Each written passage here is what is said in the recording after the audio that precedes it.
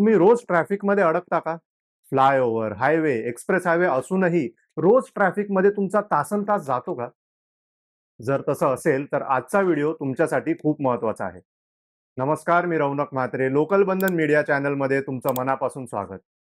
Metro आली, उद्घाटन झालं, रिबिन्स कापल्या गेल्या, सोशल मीडियावर व्हिडिओ व्हायरल झाले. पण तुमच्या आणि माझ्याही मनात आजही एकच प्रश्न आहे. मेट्रो आली, पण ट्रॅफिक खरंच कमी झालं का? कारण रोज सकाळी घरी परत येताना रस्त्यावर उभं असलेलं ट्रॅफिक पाहिलं की हा प्रश्न आपोआप पडतो. मुंबईसारख्या शहरात ट्रॅफिक ही नवी समस्या नाही. पॉप्युलेशन वाढली आहे, वाहनांची संख्या प्रचंड वाढली, रस्ते मात्र तेवढेच राहिले. यावर उपाय म्हणून सरकारने मेट्रो सारखा मोठा सार्वजनिक वाहतूक प्रोजेक्ट उभा केला. मेट्रोचा प्रमुख उद्देश एकच होता: जास्तीत जास्त लोकांनी प्रायव्हेट व्हेकल्स न वापरता पब्लिक ट्रान्सपोर्ट वापरावा आणि त्यामुळे रस्त्यांवरील कोंडी कमी व्हावी. आज मुंबईत मेट्रो लाईन 2A आणि लाईन 7 सुरू आहेत. अंधेरी, गोरेगाव, मालाड, कांदिवली, बोरिवली सारख्या भागातून हजारो लोक रोज मेट्रोने प्रवास करत आहेत. मुंबई मेट्रो लाईन 2A आणि 7 ने 18 जून 2025 रोजी दोन्ही लाईन्सवर एकाच दिवसात 2,94,681 प्रवाशांनी प्रवास केला होता. हा आतापर्यंतचा उच्चतम दैनंदिन प्रवासी वाटा आहे. मुंबई मेट्रोवरील प्रवासी वाटा महिन्याला 4 ते 5% वाढत असतो, जे लोकांचं मेट्रोकडे वाढता कल दर्शवतं. टाइम्स ऑफ इंडिया आणि मुंबई मेट्रोच्या अधिकृत आकडेवारीनुसार या दोन लाईन्सवर दररोज सुमारे 3 ते 3.5 लाख प्रवासी प्रवास करत आहेत. हा आकडा पाहिला तर असं वाटतं की इतके लोक मेट्रोत गेले म्हणजे रस्त्यांवरील ट्रॅफिक नक्कीच कमी झालं असेल. पण प्रत्यक्ष चित्र वेगळं दिसतं. Andheri link road, western express highway, Jogeshwari, Goregaon junction, BKC, lower Parel या सगळ्या भागात तुम्ही आजही जॅम होत असताना बघत असाल. बीकेसी मध्ये तर काही वेळा 2 ते 3 किलोमीटर अंतर पोहोचायला सुद्धा तास 2 तास लागतात. विशेष म्हणजे बीकेसी परिसरात मेट्रो लाईनचं काम मोठ्या प्रमाणावर सुरू असूनही ट्रॅफिकमध्ये फारसा फरक जाणवत नाही. याचं पहिलं आणि मोठं कारण म्हणजे मेट्रोचं इनकम्प्लीट वर्क. आज मेट्रो काही ठराविक मार्गांवरच धावत आहे. अनेक लोकांना घरापासून स्टेशनपर्यंत जाण्यासाठी अजूनही रिक्षा, बस किंवा स्वतःची गाडी वापरावी लागते. स्टेशनपर्यंत पोहोचणं सोपं नसेल तर लोक मेट्रोचा पर्याय टाळतात. ह्याला लास्ट माइल कनेक्टिव्हिटी असं म्हटलं जातं आणि मुंबईत हीच सर्वात मोठी समस्या आहे. दुसरं कारण म्हणजे मेट्रोचं बांधकाम. मेट्रो भविष्यासाठी सुटेबल असली तरी सध्या तिचं बांधकाम ट्रॅफिक वाढवत आहे.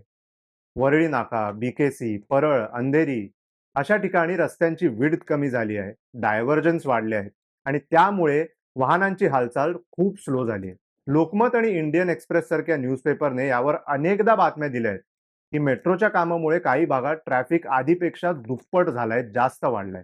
तिसरं आणि खूप महत्वाचं कारण म्हणजे वाहनांची वाढती संख्या. तुम्हाला माहितीच आहे, मुंबईत दरवर्षी हजारो नवीन कार्स आणि टू व्हीलर्स रजिस्टर होतात. मेट्रो सुरू झाली तर लोकांची गाडी खरेदी करण्याची मानसिकता कमी झालेली नाही. अनेक जण मेट्रो वापरतात, पण तरीही घरात गाडी असावी ही गरज किंवा रेप्युटेशनची भावना त्यांच्या मनात असते, असं तुम्हाला देखील वाटत असावं. त्यामुळे रस्त्यावरून काही गाड्या कमी झाल्या तरी नवीन गाड्या त्या जागा भरून काढतात. तरीही मेट्रोचे फायदे नाकारता येत नाहीत. अनेक अभ्यासानुसार मेट्रो सुरू झाल्यानंतर किमान 20 ते 30% लोकांनी कार किंवा बाईक ऐवजी मेट्रो वापरणं सुरू केलंय. काही प्रवाशांसाठी प्रवासाचा वेळ निम्म्यावर आलाय. अंधेरी ते गोरेगाव हे अंतर जे आधी ट्रॅफिकमुळे 45 मिनिटं ते 1 तास लागत होता, ते मेट्रोने 15 ते 20 मिनिटात पूर्ण होतं.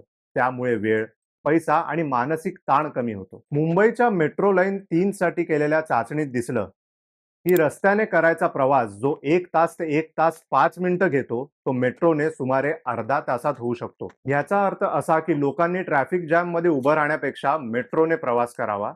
याने वेळ आणि खर्च दोन्ही वाचतो. पर्यावरणाच्या दृष्टीनेही मेट्रो फायदेशीर आहे. कमी कार म्हणजे कमी इंजिन जळणं, कमी धूर आणि कमी प्रदूषण. एक्सपर्ट सांगतात, जर मेट्रो नेटवर्क पूर्णपणे इम्प्लिमेंट केलं आणि लोकांनी मोठ्या प्रमाणावर त्याचा वापर केला तर शहरातील प्रदूषण कमी होऊ शकतं. पण तोट्यांचाही विचार करायला हवा. मेट्रो सर्वसामान्यांसाठी असली तरी काही ठिकाणी तिकीट दर अजूनही महाग वाटतं. तुम्हालाही तुमचं मेट्रो स्टेशन घरापासून लांब वाटतं का? रिसर्च मधून काही लोकांसाठी आजही मेट्रो स्टेशन लांब असल्यामुळे ते मेट्रोने प्रवास टाळतात आणि ह्यामुळे ट्रॅफिक जॅम होऊ शकतो. ऍट द एंड असं आहे की मेट्रो हे समस्यांचं उत्तर आहे, पण एकमेव उत्तर नाही. ट्रॅफिक कमी करायचा असेल तर मेट्रो सोबत मजबूत बस व्यवस्था, सुरक्षित पादचारी मार्ग, पार्किंग नियंत्रण आणि वाहन वापरावर मर्यादा या सगळ्यांवर एकत्र काम करावं लागेल. तोपर्यंत मेट्रो आली पण ट्रॅफिक कमी झाला का, हा प्रश्न लोक विचारतच राहणार. तुम्ही मेट्रोचा वापर किती करता? तुमच्या घराजवळचं मेट्रो स्टेशन खरंच तुमच्या घराजवळ आहे का? तुम्हाला मुंबई मेट्रोच्या प्रवासाबद्दल काय वाटतं हे नक्की आम्हाला कमेंट्समधून कळवा. व्हिडिओ आवडला असेल तर लाईक करा आणि हा व्हिडिओ शेअर करायला विसरू नका आणि आमचं लोकल बंधन मीडिया चॅनल नक्की सबस्क्राईब करा. धन्यवाद.